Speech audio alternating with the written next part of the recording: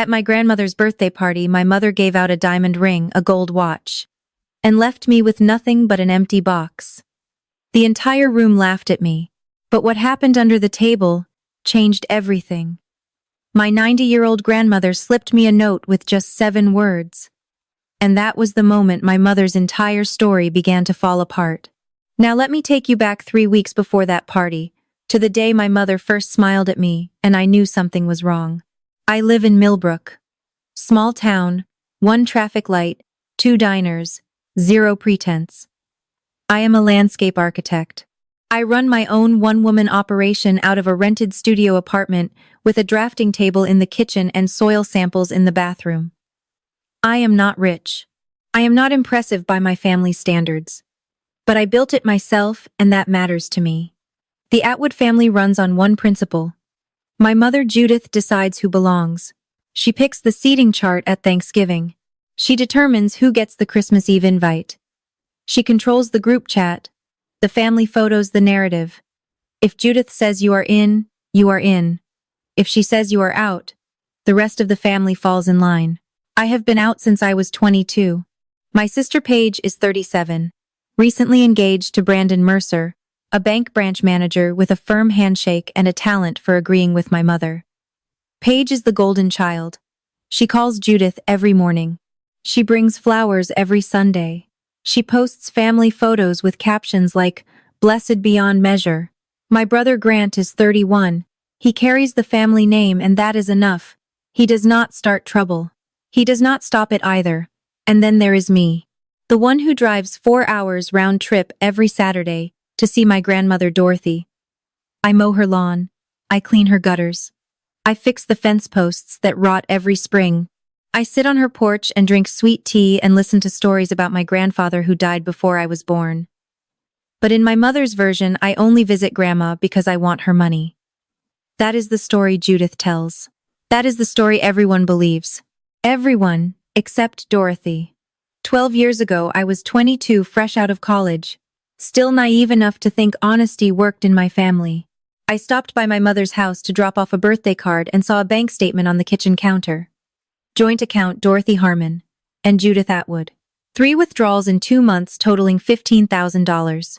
The memo lines: kitchen remodel, appliance upgrade, contractor deposit.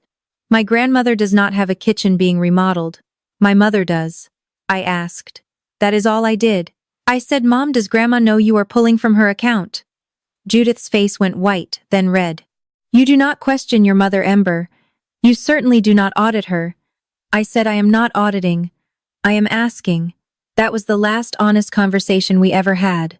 Within a week, I became the difficult one. Judith told Paige I was jealous of the family, told Grant I was stirring up trouble, told the cousins I was trying to turn Grandma against everyone. The label stuck because labels are easy, and truth is complicated. I did not know it then, but my grandmother saw every bit of it. She saw the withdrawals. She saw the relabeling. She saw her own daughter begin to isolate the one grandchild who actually showed up, and she did something about it. That same year, 2013, Dorothy discovered something worse than the withdrawals. Judith had quietly added her name to the deed of the Harmon family house as a joint tenant. If Dorothy passed, the house would bypass any will and transfer directly to Judith. No probate. No questions. Dorothy called a lawyer that September. His name was Thomas Calloway. And what she built with him over the next 12 years, I would not learn about for over a decade. 3 months before the party, Judith announced she was organizing my grandmother's 90th birthday celebration at the Briarwood Country Club. 60-plus guests, catered dinner, a slideshow, speeches from the family. She called me on a Tuesday evening. Her voice had that particular sweetness she uses when she needs something. "Ember, I need you on caterer, slideshow, flowers, and DJ Page, and I will handle speeches and seating." "Am I giving a speech?" I asked. Pause. "It is a family tribute, honey. We need people who are close to Grandma." I let that sit. The woman who drives 4 hours every Saturday is not close enough. The woman who chose a matching dress is not close enough. But the daughter who sees Dorothy maybe 3 times a year, she will speak. I swallowed it. I called my grandmother instead. "Grandma, Did you know Mom is planning a party for you, I heard? Dorothy's voice was even calm. She told me last week. Are you okay with it? Come to the party, baby. That is all I need from you. Something in her tone made me pause. She sounded like a woman who already knew the ending to a story still being told. I would have left it there, but that Friday I called Paige about the florist. She did not pick up, and the call went to voicemail late, long enough for me to hear her talking to Brandon in the background. Mom is doing the jewelry thing at the party. It is going to be so good. Brandon laughed, Paige's voice lower. She finally gets what she deserves. Nothing. The voicemail beeped. I saved it. I do not know why. Actually, I do know why. 2 weeks before the party, I picked up Dorothy for what she called an appointment. She did not say where. I assumed the doctor, her usual Tuesday slot. But instead of turning left on Route 9, she pointed right. First National on Main Street. The bank, I need to take care of something. I parked. She walked in, steady her cane for balance, not for need. I sat in the lobby reading a magazine about lake houses I would never afford. She disappeared into a private office with a bank officer for 15 minutes. When she came out, she pressed something small and cold into my hand. A key. Brass flat, the kind that opens a safety deposit box. Keep this in your purse, just in case. In case of what? She looked at me direct.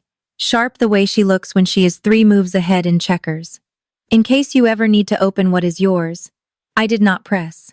My grandmother speaks in her own time, and you learn to respect that. On the drive home, she was her usual self. She pointed out the Hendersons' new mailbox. She asked if I had any good projects coming up. She hummed along to Patsy Cline on the radio. But once, just once, she went quiet and said, "You remind me of your grandfather. He never cared about the shiny things either." I squeezed her hand at the stoplight and thought she was being sentimental. She was not. "I could not give you this key earlier," she would tell me months later. "If your mother found it, she would have tried to unravel everything." I needed to wait until the moment was right. The moment was 2 weeks away. I spent the next week doing math. Not financial math, emotional math. If I sit at that party, and my mother hands me nothing in front of 60 people, what do I lose? Money. I do not care about the jewelry. I never wore rings, and my ears are not even pierced. But it was not about jewelry.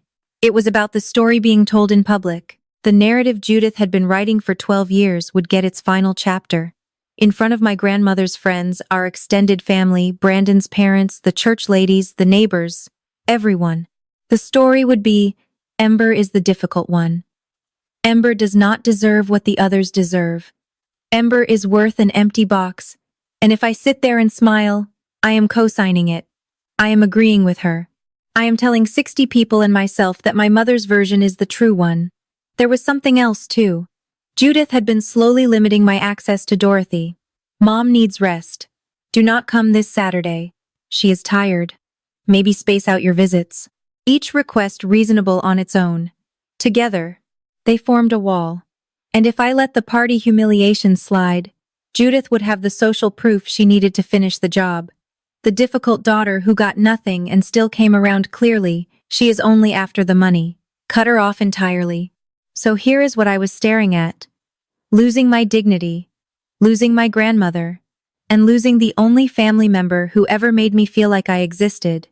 60 people were about to watch my mother tell me I was worth an empty box. And if I said nothing, every single one of them would believe it. I almost did not go. Almost. But Dorothy asked me to come. And I keep my promises. 4 days before the party, Judith summoned us to her house for a logistics meeting. The dining table was covered in seating charts and sample menus. Paige sat with her legs crossed, scrolling through fonts for the program. Grant leaned against the counter, eating grapes. Judith handed each of us a printed timeline. After dinner, I will give a short speech. Then we will do the jewelry presentation. Presentation, I said. I am dividing some of Grandma's heirloom pieces. She smiled. The diamond engagement ring goes to Paige, since she is building a family, and it represents commitment. The gold pocket watch goes to Grant. He carries the Atwood name. And me. Her smile widened. Something special. Paige covered her mouth. Not to hide shock, to hide a grin. What is it? I asked. It is a surprise, sweetheart. I looked at Grant. He was studying his grapes like they held the secret to cold fusion. He was not going to say a word. After Judith left the room to take a phone call, I started gathering my things. Paige leaned over. You should be grateful Mom is including you at all. Most people in your position would not even get an invitation. I stopped. My position. You know what I mean. Yeah, Paige. I do. That was the first time anyone in my family said it out loud. Not the difficult one. Not the troublemaker. My position, like a rank, like a caste. There was a hierarchy, and I was at the bottom, and everyone in that kitchen knew it. Grant popped another grape into his mouth and said absolutely nothing. I drove home with both hands white on the steering wheel, and a clarity I had not felt in years. That evening I drove to Dorothy's. She was on the porch where she always is when the weather is good. Rocking chair wool blanket on her knees.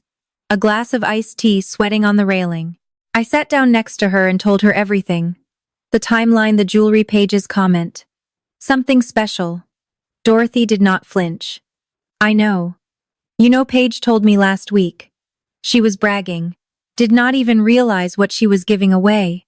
I stared at her. And you are okay with this? Your mother thinks she owns what was never hers. Dorothy set down her glass.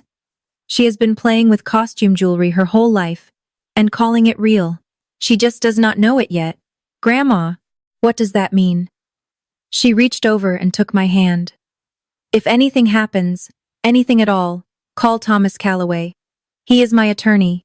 He has everything. What everything? She squeezed once firm. Promise me one thing, baby. Whatever your mother does at that party, do not react. Do not cry. Do not argue.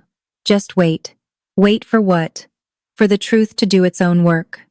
I sat with her until the lightning bugs came out. She hummed. I tried to breathe. She was not scared. She was not angry. She was something else. Something I did not have a word for until later. Prepared. She was prepared. I promised her I would not react. I promised I would wait. And 3 days later, sitting in that ballroom with an empty box in my hands and my mother's smile burning across the room, I understood exactly why she needed me to keep that promise. The day of the party arrived like a verdict. Briarwood Country Club, white tablecloths, peony centerpieces, a rented projector cycling through 60 years of Dorothy Harmon's life. I had spent 3 days building that slideshow. Every photo scanned by hand. Every transition timed to Ella Fitzgerald because my grandmother loves Ella Fitzgerald. 63 guests. The Harmon side filled 2 long tables. Aunt Margie with her reading glasses on a chain. Uncle Phil in his one good blazer. A parade of cousins I see once a year. Brandon's parents sat near the front, polished and smiling. Church friends clustered near the dessert table. Neighbors from Maple Lane took the seats by the window. Judith arrived last. Black dress, pearl earrings, the kind of entrance that expects applause. She floated through the room accepting compliments on the party she did not plan. Oh, you organized everything so beautifully, Judith. Of course. She touched her collarbone. Family is everything to me.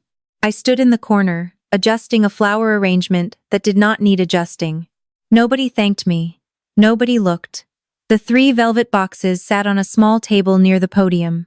2 were wrapped in ivory ribbon, new, polished, elegant. The 3rd was older, no ribbon, slightly scuffed. It looked like an afterthought because it was supposed to. Dorothy entered on Uncle Phil's arm. 90 years old, back straight eyes, scanning the room like a general surveying a field. She wore her sage green dress, the one she saves for occasions that matter. She found me across the room. Our eyes met. She gave me the smallest nod. I nodded back, and the room settled in for what everyone thought was a birthday party. Judith took the microphone after the entrees were cleared. She stood in front of the projector, Dorothy's wedding photo glowing behind her, and delivered a speech she had clearly rehearsed in front of a mirror. Tonight is about legacy. She paused for effect. About what our mother taught us. About the importance of passing down what matters to the people who carry it forward. A few people nodded. Aunt Margie smiled politely. Mom asked me to do something special tonight. Judith looked at Dorothy. She asked me to distribute some of her most treasured pieces of jewelry pieces that represent our family's history, our values, and our love. I watched Dorothy's face stone. Absolute stone. She did not nod. She did not shake her head. She sat perfectly still, with her hands folded on the tablecloth, and her jaw set like concrete. Nobody noticed. They were watching Judith, which was exactly the point. Judith had turned her mother's birthday into her own stage. Legacy is not just about memory, Judith continued. It is about who deserves to carry it forward. She let that word deserves hang in the air like smoke. The audience applauded. Brandon's mother leaned over and whispered something to his father. Paige dabbed her eyes with a napkin preemptively. Grant sat up straight for the first time all evening. I sat at table 6, the far table naturally with my hands in my lap and a pulse rate I could hear in my ears. Under the table, my purse held a brass key I did not fully understand, and a promise I was about to be tested on. Judith picked up the first velvet box. My grandmother's eyes never left mine. Paige Judith's voice cracked with practiced emotion. She opened the first box and lifted a ring into the light.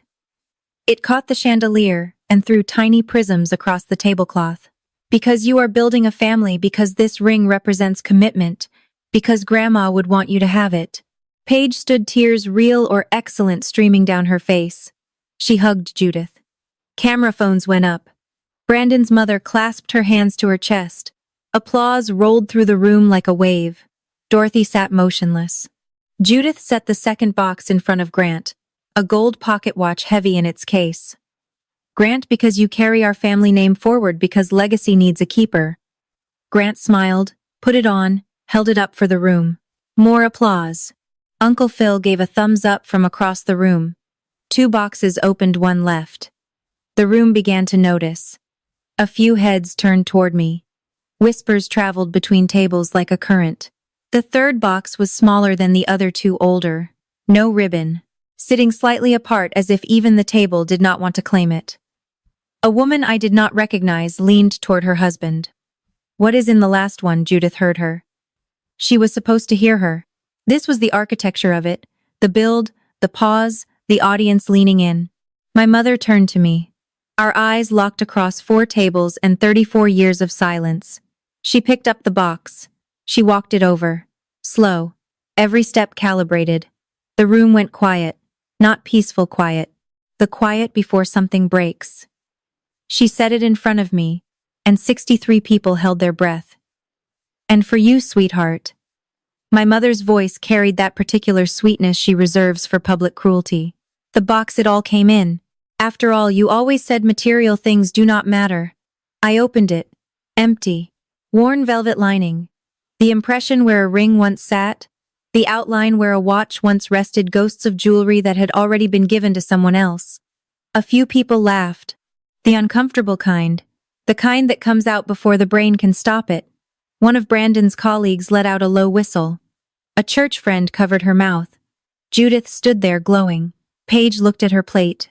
Grant swallowed hard and reached for his water glass. My hands trembled. My throat closed. Every instinct in my body screamed at me to stand up, to say something, to throw the box across the room and let 34 years of silence crack open on this polished floor. But under the table, a hand-thin, warm, papery skin and the faintest squeeze. My grandmother's fingers pressed a folded piece of paper into my palm. I closed my fist around it. I looked at Judith, at the room, at the empty box. Thank you, Mom. 2 words, flat, steady, the opposite of what she wanted. Judith's smile flickered just for a second. She had expected tears, a scene, the difficult daughter, proving she was difficult one final time. And instead she got 2 words and a closed face. The room exhaled. Someone coughed. A fork scraped a plate. The DJ, confused, started the next song too early. 63 people watched me receive nothing. But in my fist folded between my fingers were 7 words that would change everything. I excused myself. The hallway to the restroom was long and carpeted and smelled like lilies. I locked the door, leaned against it, opened my hand. The paper was small, torn from the corner of a notepad, folded twice. Dorothy's handwriting, blue ink. The letters steady, despite 90 years of living. 7 words. Everything real. is already in your name. Below it a phone number, and one word Calloway. I read it 3 times, then a fourth. Everything real. Already. In your name. I pressed the note against my chest and stood there in that locked bathroom while the DJ played Fly Me to the Moon on the other side of the wall, and my mother accepted congratulations on a ceremony she designed to break me. The key. The safety deposit box at First National. Calloway. The attorney Dorothy mentioned on the porch. He has everything.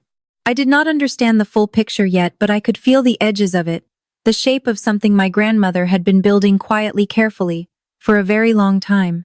I splashed water on my face, straightened my dress, folded the note back up, and tucked it into my wallet behind my driver's license, where no one would look.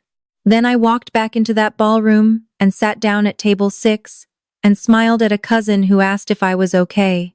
I am fine. It is Grandma's night. 7 words in my grandmother's handwriting. That was all I had. And it was more than Judith had given me in 34 years. Across the room, Dorothy watched me return. She did not smile. She did not wink. She just looked at me the way you look at someone when you have already made sure they will be all right. The rest of the party was strange. I moved through it like a swimmer present, but not quite touching the bottom. I talked to my cousin Darlene about her new puppy.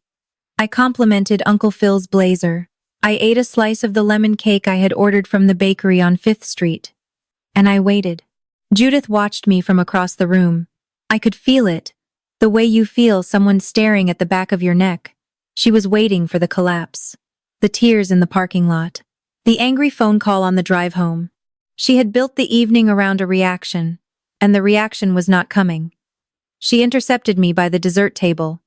You are handling this well, Ember. There is nothing to handle, Mom. Her eyes narrowed. I just want you to know this was not personal. Of course not. She searched my face for a crack, found nothing, walked away with her shoulders tighter than when she arrived. Aunt Margie found me near the coat room. She is Dorothy's younger sister, 78, sharp as a tack, no patience for theater. That was not right, Ember. She said it quietly, the way people speak when they are ashamed of their own family. That was not right, and everyone in that room knows it. It is fine, Aunt Margie. It is not fine. But I know you already know that. She squeezed my arm and left. At the end of the night, I found Dorothy at her table. She was sitting alone, her fingers tracing the edge of her water glass. Everyone else had gone to collect their coats. Our eyes met. She gave me that nod again. Small, certain. You did good. I held her gaze and thought, whatever you have done, Grandma, I trust you. The drive home was dark. Route 9 at night is just headlights and silence, and the occasional deer frozen at the shoulder. Dorothy sat in the passenger seat with her hands in her lap. She did not speak for the first 20 minutes. Neither did I. The kind of quiet that does not need filling. Then, without turning her head, the box was not empty, baby. It never was. My grip tightened on the wheel. What did you do, Grandma? I did what I should have done years ago. The day your mother first made you cry at that dinner table, I made sure you would never need her again. I felt my eyes sting. I blinked hard. The road blurred and came back. Call Calloway Monday morning. He will explain everything. And Ember, do not tell your mother. Not yet. Why not? Because the truth does not need an announcement. It just needs time.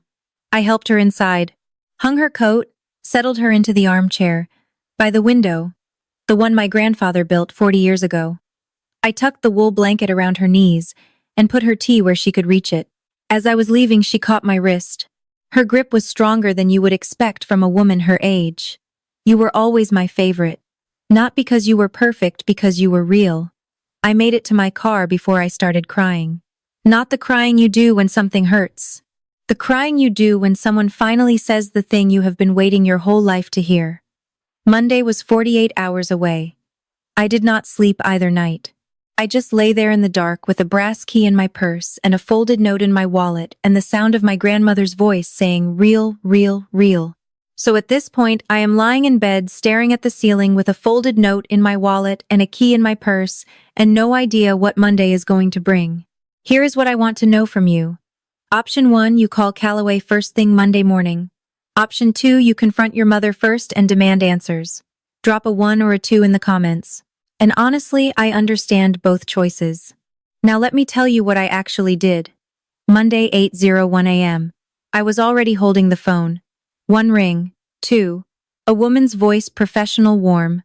Calloway and Associates. This is Ember Atwood. Dorothy Harmon is my grandmother. She told me to call. A pause then. Oh, Miss Atwood. Yes, Mr. Calloway has been expecting your call. Expecting. Not let me check his schedule. Not can I take a message. Expecting. Like a seat had been saved for me at a table I did not know existed. Can you come in at 2:00 today? I could. It was a 4-hour drive. I would make it. On the road somewhere past the county line my phone rang. Judith. Ember. We should talk about the party. Her voice was measured, controlled. The voice she uses when she is checking for structural damage. I think you handled it really well. She was gauging me, testing whether I was going to make trouble. Thanks, Mom. I just want you to know it came from a place of love. The box was symbolic. I know. Good. A beat. We should do lunch sometime. Sure. Talk later. I hung up and merged onto the highway. That was the last normal conversation Judith and I would ever have. Calloway's office was above a hardware store on Main Street, second-floor brick building. The kind of place that smells like old paper and strong coffee. His secretary, a woman named Louise, offered me water. I took it with both hands, because my fingers were shaking. Thomas Calloway came out to greet me himself. Mid-60s gray beard, reading glasses pushed up on his forehead. He shook my hand and held the door open like he had been waiting 12 years to do it. He had. He opened a thick manila folder on his desk and laid it flat. Your grandmother established an irrevocable trust in September 2013. I need you to understand what that means. Once it was signed, the assets inside it no longer belong to her. They belong to the trust. Your mother has no legal claim. No one does. Except the named beneficiary. Who is that, you, Miss Atwood? The room tilted. I set my water down before I dropped it. He walked me through it slowly, gently, like a man who has delivered this kind of news before and understands the weight. The Harmon family house, 40 acres in Millbrook County, deeded into the trust. Appraised value as of last year, $1.2 million. Dorothy had removed Judith's name from the deed and transferred ownership into the trust before Judith even realized it was gone. A separate investment account at a different bank, funded gradually over 12 years, $300 or $400 a month from Dorothy's Social Security and pension. Compound growth brought it to roughly $480,000. And the original jewelry collection, the real engagement ring, the real pocket watch, a brooch, a set of pearl earrings, all stored in the safety deposit box at First National, the key in my purse. Total value approximately $1.9 million. The pieces your mother distributed at the party are reproductions, Calloway said. Your grandmother had them commissioned in 2012, the year before the trust was created. High quality, convincing to the eye, but reproductions nonetheless. I sat there for a long time. Not because of the money, because my grandmother had spent 12 years alone in silence, building a wall between me and my mother's cruelty. She wanted you to know, Calloway said. You were never an afterthought. Why did not she just say something? Confront my mother. Calloway leaned back. She did. In 2010. He told me the story. Dorothy sat Judith down and told her directly that she did not approve of how Ember was being treated, that the labeling was unfair, that the financial liberties were unacceptable. Judith's response. You are getting old, Mom. You do not understand family dynamics anymore. After that conversation, Judith began restricting my visits. Grandma needs rest. Do not come this Saturday. Maybe space out your trips. Dorothy understood something most people do not. You cannot reason with someone who controls the narrative. Judith would not change. She would retaliate. She would play the victim. She would isolate Dorothy further. A direct confrontation would cost Dorothy the only weapon she had: time. So she chose a different path. She went to Calloway. She built the trust. She had herself evaluated by an independent physician to document her mental capacity. Sharp, clear, uncontestable. She moved assets quietly, gradually over years. She had the reproductions made. She waited. She told me once Calloway said, "I cannot change my daughter, but I can make sure my granddaughter never needs her." I covered my face with my hands. Then I asked the question that had been burning since the moment I unfolded that note. Why did not she tell me sooner? I spent 12 years thinking I was alone. Calloway nodded. She asked herself that too, she told me. That is the one thing I would do differently, but if Ember knew, she would confront her mother, and Judith would find a way to destroy everything before it was safe. She was right. I would have. At 22, at 25, at 30, I would have thrown it in Judith's face. And Judith would have found a way to unravel it. Dorothy protected me by letting me wait. It cost her. It cost me. But it held. Before I left, I said it clearly. I do not want to use this against them. I did not ask for it. And I do not want revenge. Calloway respected that. But he set his glasses on the desk and looked at me directly. Miss Atwood, the truth may come out on its own. Your sister is newly engaged. If she takes that ring to a jeweler to resize it, and she will, any reputable jeweler will identify the stone as cubic zirconia within 30 seconds. I had not thought of that. Same with the pocket watch. If your brother has it cleaned professionally, they will spot it. Gold-plated base metal worth maybe $40.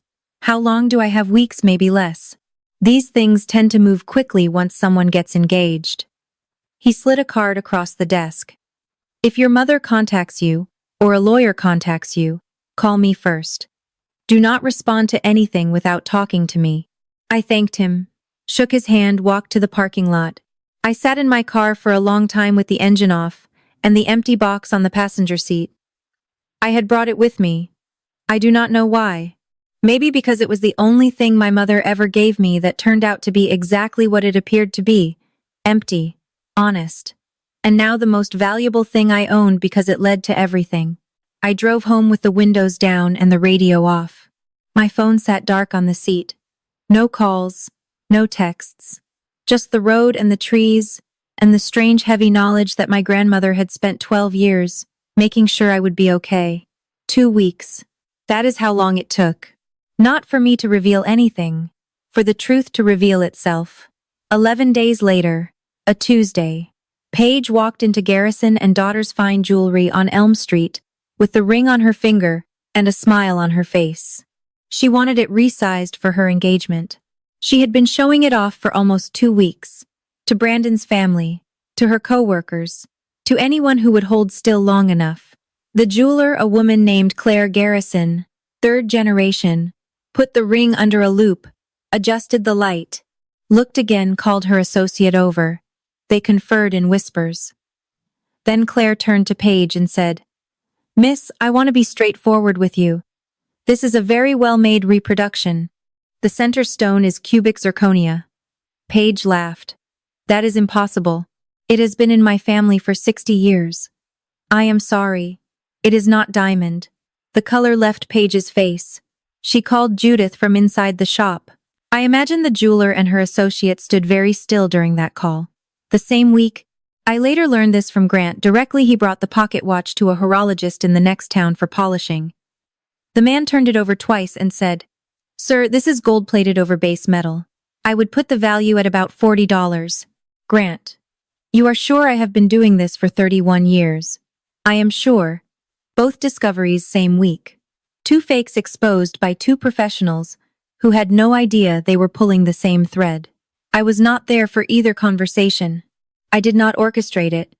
I did not tip anyone off. I was at home in my apartment sketching a garden plan for a client in Dutchess County when my phone started ringing. It rang 6 times before I picked up. It was Judith. "What did you do?" "No hello, no preamble, just ice." "I did not do anything, Mom. You switched them." Her breathing was fast, ragged. "You have been going to that house every week. You took the real ones and left fakes." "Mom, do not mom me. I will call the police. I will have you arrested for theft. For what you gave me an empty box, remember? Silence. The kind that crackles. I did not switch anything," I said. "I did not know they were reproductions until you gave them away at the party." "That is a lie. Call Grandma." Ask her yourself. The line went dead. I sat on my couch and stared at the wall. I was not triumphant. I was not satisfied. I was tired. The specific kind of tired you feel when someone accuses you of the thing they have been doing all along. 2 minutes later, Paige texted, "Is this true? Did you know I looked at the message for a long time? I could explain. I could defend myself. I could send the voicemail I had saved. She finally gets what she deserves." Nothing. I put the phone down. Grant did not text. Grant did not call. Grant, consistent to the end, chose silence. That evening I sat on my apartment steps with a cup of tea and watched the sun go down behind the parking lot of the Dollar General. Somewhere across town, my mother was realizing that the story she had been telling for 12 years, the one where she was the devoted daughter and I was the greedy opportunist, had a hole in it, a big one shaped like an empty box. The truth was out, and I had not said a word. Judith drove to Dorothy's house the next morning. I know this because Aunt Margie was there. She and Uncle Phil had stopped by to bring Dorothy a casserole and check on her garden. Judith did not knock. She came through the front door like she owned the place, which I suppose she believed she did. "Mother, did you give Ember the real jewelry?" Dorothy was in her rocking chair on the screened porch. She did not stand, did not raise her voice, did not blink. "I gave away what was mine to give. You distributed what you assumed was yours. Those were family pieces. They were my pieces, Judith. I bought them with my own money 60 years ago. They were never yours to distribute." Aunt Margie set down her fork. "You cannot do this to me," Judith said. Her voice cracked. "After everything I have done for this family, what have you done?" Judith, Dorothy's voice was level quiet. "You took $15,000 from my account without asking. You put your name on my house without permission. You spent 12 years calling your daughter greedy, and the only person taking from me was you." Uncle Phil stood up, put a hand on Judith's shoulder. "Judith, sit down." Judith shook him off. "She is turning everyone against me." Dorothy looked at her daughter with something that was not anger. It was older than anger. Sadder. "No, dear. You did that yourself. At my birthday party in front of 60 people. Judith left. The screen door slammed. Her tires threw gravel. Aunt Margie sat down hard in the porch chair and said, "Good Lord, Dorothy." Dorothy picked up her iced tea, took a sip. "She will calm down. She always does. She was wrong about that. But she was right about everything else. Here is the thing about small towns. Nothing stays secret for long." Aunt Margie told her sister Linda. Linda told her daughter, who told 3 people at the church potluck. By the end of the week, every single one of those 63 party guests knew 3 things. 1. The jewelry Judith distributed with such ceremony was fake. 2. Dorothy had transferred the real collection along with her house and savings to Ember through a trust established 12 years ago. 3. The empty box, the moment Judith thought was her masterpiece, was actually the most damning evidence of her own cruelty. I did not make a single phone call. I did not post anything. I did not send the voicemail. The truth moved through Millbrook, the way all truths move in small towns, through casserole deliveries and church parking lots and phone calls that start with, "You are not going to believe this." The story of the empty box became the story. Every time someone mentioned Judith Atwood, the first thing out of anyone's mouth was, "Oh, the one who gave her own daughter an empty box at her mother's birthday." Judith tried to rewrite it. "Mom is getting confused. She is 90. She does not know what she is doing." But everyone at that party had seen Dorothy sharp-eyed, straight-backed, answering questions about the Depression and quoting Roosevelt. Nobody bought it. 2 of her friends from the country club stopped returning calls. The church women smiled at her on Sunday but did not save her a seat. Brandon's mother, I later heard, asked Paige some very pointed questions about the family she was marrying into. Judith's narrative, the one she had spent decades constructing, crumbled, and for the first time in her life she had to sit with the consequences. Nobody pushed her. The story just did its own work, exactly like Dorothy said it would. Let me pause here because I need to know. Option 1. You think Grandma Dorothy should have told me about the trust sooner. Option 2. You think her timing was absolutely perfect. I have gone back and forth on this myself, and I still do not have a clean answer. Drop your pic below, and if you are still here at this point in the story, that tells me it matters to you. So go ahead and hit subscribe so you do not miss how this ends, because there is still more. The following Saturday, I drove to Dorothy's. She was on the porch. Of course she was. Same chair, same blanket, same glass of tea, sweating in the afternoon heat. But something was different. She looked lighter. Like a woman who had been carrying a suitcase for 12 years and had finally set it down. "How are you doing, baby? I am still processing." She patted the chair next to her. I sat. "I do not want to use this against them, Grandma." She nodded slow. "Then do not. Use it for yourself." "What does that mean?" "It means come home." She gestured at the house behind us. The peeling porch rails, the sagging gutters, the garden beds choked with clover. "This is yours now legally. Has been for 12 years. I stayed because I love it here, but it needs someone younger. Someone who knows what to do with 40 acres and a good piece of land." Something clicked. My business landscape architecture had been growing but limited by my tiny apartment studio. Clients wanted to see designs in person. They wanted to walk through gardens, touch the stone samples, see the plantings at scale. 40 acres. "You want me to move here. I want you to build something here. Something that is yours. Not your mother's, not the family's. Yours." I did not say yes immediately. I drove home and sat with it for 3 days. Then I called my landlord and gave notice. 2 weeks later, I was on Dorothy's porch, with a paintbrush and a 5-gallon bucket of Sherwin-Williams, in a color called Quietude. I repainted the railings, fixed the fence posts, planted peonies along the front walk, the pink ones Dorothy loves. She sat in her chair watching me work, and smiled the kind of smile you wait 90 years to earn. Judith hired a lawyer. Of course she did. His name was Warren, something a litigator from the next county, who charged $300 an hour and drove a car that was 2 payments from repossession. Judith told him her elderly mother had been manipulated by a scheming granddaughter. She wanted to contest the trust. Warren reviewed the file called Calloway Requested Documentation. 2 weeks later, he called Judith back. "Mrs. Atwood, this trust was established 12 years ago, with full legal capacity documentation. Your mother's attorney had her evaluated by an independent physician at the time of signing. The trust is irrevocable. There is nothing to contest. But she was coerced. By whom? Your daughter was 22 at the time. She had no knowledge of the trust. There is no evidence of undue influence, no procedural deficiency. I am sorry. This was done properly." Judith fired him, tried another lawyer, got the same answer. Calloway, on Dorothy's instructions, sent Judith a cease and desist letter. It was 4 paragraphs long, and written in the kind of precise legal language that leaves no room for interpretation. Any further harassment, defamation, or attempts to interfere with the trust or its beneficiary would be addressed through appropriate legal channels. Judith received the letter on a Thursday. I know because Paige texted me, "Mom got a letter from Grandma's lawyer." She has not spoken since. That was the first time in my life I could remember my mother being silent. I did not call her. I did not gloat. I did not send flowers or a card or a carefully worded message about karma. I went outside and painted the other side of the fence. The law had spoken. I did not need to.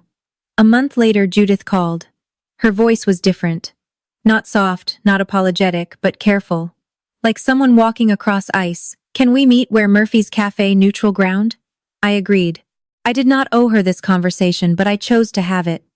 There is a difference. She was already there when I arrived. No pearls, no black dress, a gray sweater I had never seen before. She looked smaller in it. She was stirring her coffee but not drinking it. I sat down, ordered a tea, waited. I did what I thought was best for the family she started. "Mom, stop." She blinked. "I am not here to argue about the past," I said. "I am not here to rehash the party or the jewelry or the box. I have heard your version my entire life. I do not need it again." She opened her mouth, closed it. "Here is what I need you to understand." I kept my voice even. Not cold, not warm, level. I am not going to pretend the party did not happen. I am not going to pretend it was not deliberate. You meant to hurt me in front of 60 people. and I am not going to carry this anger. It is too heavy, and it is not mine. She stared at her coffee. If you want a relationship with me, it starts with honesty. Real honesty. Not the kind where you rewrite what happened. Not today. I am not asking for it today. But when you are ready, if you are ever ready. For the first time in my life, Judith Atwood had no comeback, no revision, no spin. She sat there with her gray sweater and her cold coffee, and she said nothing. I left money for both drinks, pushed back my chair, and walked out into the daylight. Paige called on a Wednesday evening. I almost did not pick up. She was not calling to apologize. She was calling to cry. Do you know how embarrassing this is? Her voice was thick, shaking. I showed that ring to Brandon's parents. His mother held it up to the light and said, "What a beautiful stone. And it is cubic zirconia ember. It is glass. I am sorry, Paige. Did you know? Before I went to the jeweler, did you know I closed my eyes? I found out the same week you did a few days earlier. And you did not tell me. Would you have believed me?" Silence. Long enough to hear her breathing change. "No," she said. "I would not have." We sat on the phone without speaking for 10, maybe 15 seconds. It does not sound long. It felt like a season. "I need time, Ember. Take it." She hung up without saying goodbye. But she did not hang up angry. She hung up tired. The kind of tired that comes when you realize the story you have been living in has a different ending than the one you were promised. 3 days later, a text. "I am not ready to talk, but I am starting to see things I did not want to see before. That is not forgiveness. That is not reconciliation. But it is the first honest thing my sister has said to me in 12 years. I did not push. I did not send the voicemail I had saved. The one where she laughed about me getting nothing. I deleted it instead. Not because she deserved the mercy, because I did not want to carry it anymore. Some things you hold on to because they protect you, and some things you let go because they are starting to turn you into the person you are trying not to become." Grant did not call. He drove. 3 weeks after the jewelry revelation, his truck pulled into the gravel drive at the Harmon house while I was outside, splitting hostas along the front path. He parked, sat in the cab for a full minute, then got out, walked to the porch steps and sat down. I pulled off my gardening gloves and sat beside him. He looked at the yard at the porch I had repainted at the new peonies. He did not look at me. "I always knew Mom treated you differently. I know. I just did not want to get in the middle of it. I know that too." He turned the watch over in his hands, the fake one. He had brought it with him. The horologist said $40. "Yeah." He laughed. Not bitter, not sharp. The quiet, exhausted laugh of a man who just realized the seat he was sitting in was never as comfortable as he thought. $40. That is what I was worth. That is what Mom thought you were worth. I said, "Not Grandma." He looked at me then, really looked, and I saw something I had not seen on my brother's face since he was a kid. The recognition that silence has a cost, and he had been paying it his whole life without knowing. We sat on that porch for an hour, did not say much, watched the tree shadows move across the lawn. At one point he picked up a paintbrush and finished a section of railing I had left for the next day. It was not a reconciliation. It was two people sitting in the same place for the first time in years, and not pretending the distance between them did not exist. It was a start. A quiet, imperfect, $40 start. The fallout landed on Judith the way weather lands. Slowly then, all at once. Her two closest friends from Briarwood Country Club, Linda Marsh and Diane Hewitt, stopped inviting her to their Tuesday lunches. They did not announce it. They just stopped saving her chair. When Judith called voicemail. When she texted a thumbs-up emoji and nothing else, at church. Pastor Williams pulled her aside after service and said something about family kindness and the weight of public actions. Judith told people he was being political. Nobody agreed. Aunt Margie called her directly. Margie does not mince words, never has. "You humiliated your own daughter in front of 60 people. Judith and your 90-year-old mother had to clean up the mess. You should be ashamed." Judith hung up on her, but Margie's words traveled. They always do. Judith tried her standby move. Rewriting. "Mom is confused. She is old. This was Ember's doing. But the people at that party had seen Dorothy. They had seen her answer questions about her childhood with perfect clarity. They had watched her navigate the room with more grace than anyone under 70. Nobody believed the confusion angle. And the empty box, that one detail, became the shorthand for everything. Did you hear what Judith did? Always led back to the same image. A mother handing her own daughter an empty box in front of everyone ever known. Judith was not destroyed. That is not how this works in real life. She still has her house. She still has her health. She still has 2 children who pick up the phone even if the conversations are shorter now. But she lost the one thing she valued above everything else: control of the story. And for someone like Judith, that is not a punishment. That is an identity crisis. A few weeks later, the afternoons got shorter. October was settling in, and Dorothy's porch sessions were getting briefer. She napped more, ate less, moved from the rocking chair to the armchair inside by noon. One evening, I brought her tea and sat beside her on the porch. The maples along the drive were turning orange and rust, and that particular shade of red that only lasts a few days before the wind takes it. She reached for my hand. I gave it. I held on long enough to make sure you would be okay. Grandma, let me finish. She squeezed. 12 years I have waited to see you on this porch looking like you belong, because you do. You always did. I could not speak for a moment. The kind of silence that is not empty, it is full. Too full. You did not just make me okay, Grandma. You made me know I was worth something to someone. She smiled. You were always worth everything, baby. I just made sure the paperwork agreed. We both laughed. The kind of laugh that leaks through tears. What do I do now? I asked. You live. You plant things. You let them grow. She looked out at the garden, my peonies catching the last light. And you stop waiting for your mother to see what I have always seen. Some people cannot. It does not mean what they are missing is not there. We held hands on that porch until the fireflies came out. The crickets started up. The air smelled like fallen leaves and wood smoke from somewhere down the road. This was not the climax of the story. This was the heart of it. The part that all the legal documents and jewelry appraisals and cease and desist letters were built to protect. 2 women on a porch holding hands, being real. 6 months later, the Harmon house looks different now. The porch is quietude gray with white trim.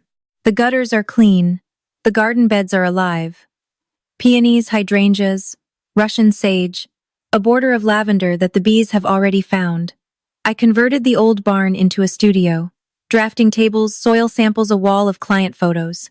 I bring people out to the property to walk the grounds. 40 acres of demonstration gardens showing what is possible when you work with the land instead of against it. Business doubled, then doubled again. I hired a part-time assistant, a girl named Maya from the community college who wants to study horticulture.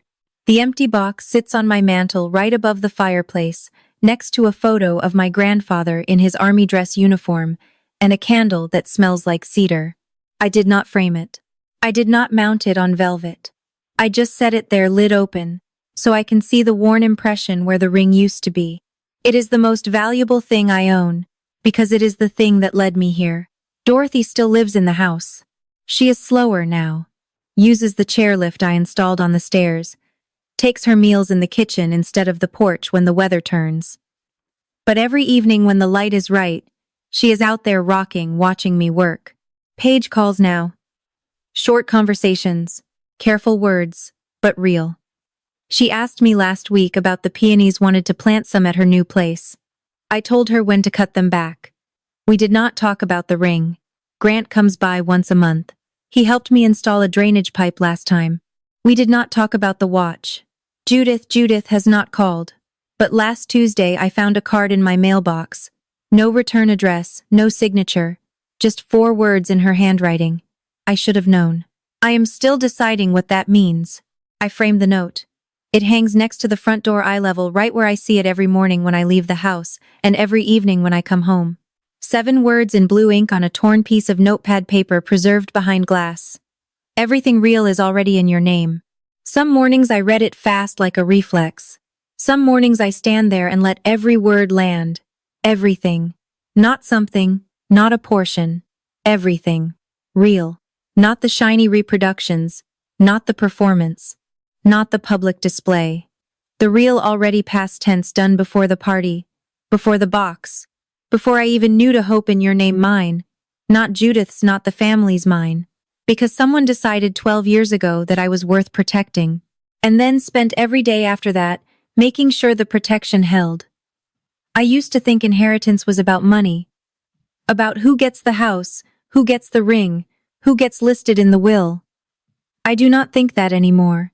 Inheritance is the knowledge that someone saw you clearly, accurately, without conditions, and chose to stand between you and the thing that was trying to diminish you, even when it cost them. Even when it meant staying silent for 12 years. Even when the person doing the diminishing was their own child. My grandmother gave me 7 words. And those 7 words gave me back something my mother spent 34 years trying to take. The belief that I matter. Not because of what I own. Not because of what is in my name, but because someone who loved me made sure the world would agree with what she already knew. I touch the glass every morning. Thank you, Grandma, for seeing me. And then I go outside and plant something. If you are the person in your family who gets the empty box, the one who is overlooked last in line, expected to show up and shut up, I want you to hear something. Look closer. Sometimes, the people who seem silent are the ones doing the most. Sometimes, the person sitting quietly at the end of the table is the one who has been building something for you behind closed doors in a lawyer's office, in a bank vault, in a safety deposit box you do not know exists. And sometimes the most valuable thing you will ever inherit is not a diamond ring or a gold watch. It is the knowledge that you are worth protecting all along. I spent 12 years believing I was alone. I spent 12 years thinking the only person who saw me was my grandmother, and that all she could do was hold my hand and say kind things. I was wrong. She was not just watching. She was working. Quietly, legally, strategically, she was making sure that when the moment came, I would have ground to stand on. My mother gave me an empty box in front of 60 people. My grandmother gave me 7 words under the table. One of those gifts cost nothing and was designed to break me. The other was worth nearly $2 million and was designed to set me free. You matter. Even when the people who should tell you that are the ones working hardest to make you forget it. You matter. And if no one has told you that today, well, I just did. The empty box is still on my mantle. And every time someone asks me about it, I tell them the same thing. It was the most valuable gift I ever received. They never believe me until I tell them the story. Now you know it too. That is my story, and I want to hear yours. If you have ever been the empty box person in your family, the one who got overlooked while everyone else got the ring and the watch and the applause, drop your story in the comments. I read every single one. If this hit close to home, share it with someone who needs to hear it today. Sometimes the right story at the right time can change how somebody sees their own life. If you really like our videos, please do not forget to like, share, and subscribe. Have a great day.